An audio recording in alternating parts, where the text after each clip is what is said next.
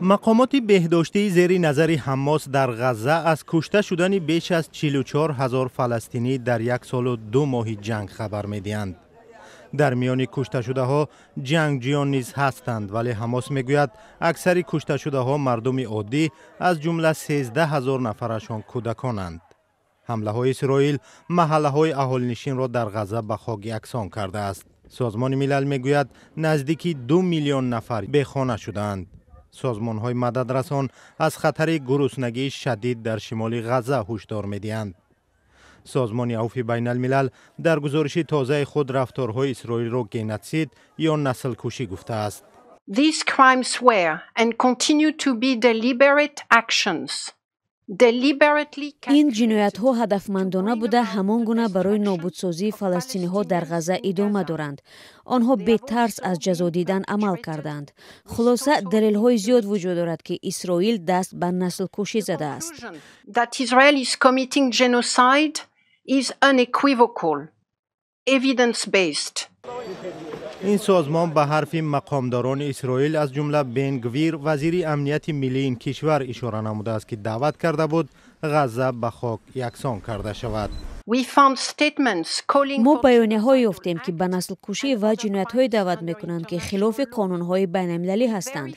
ما نوارهای را سنجیدیم که سربازان هم این عقیده را تکرار و به نابودی کامل ساکنان غزه دعوت میکنند. اسرائیل شدیداً اتهام نسل کشی را رد میکند و میگوید گزارش امنستی اینترنشنال پررو دروغ است. نظامیان این کشور میگویند جنگجویان حماس در مکتب و بیمارخانه ها پنهان شده اهالی آسایشته را همچون سپر استفاده میکنند. تصدیق این ادعا مشکل است چون اسرائیل بر روزنامه‌نگاران خارجی اجازه ورود به غزه را نمیدهد. اسرائیل همزمان حماس را به نسل کشی در حمله روز 7 اکتبر سال گذشته که باعث کشته شدن بیش از 1200 نفر و ربودن بیش از 240 نفر شده بود عیبدار میکند. اسرائیل عملهایش را خوددفاعی بر اساس قانونهای بین المللی مینامد.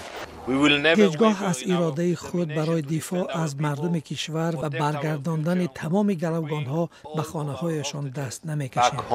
گزارش عفو بین الملل تأثیر بر رفتارهای اسرائیل خواهد داشت. دو عامل تاثیررسان به اسرائیل و اسرائیلی ها هست، یکی حکومت امریکا و دیگری افکار عام در این کشور که حکومت را به گرفتن تصمیم فشار آورده می تواند.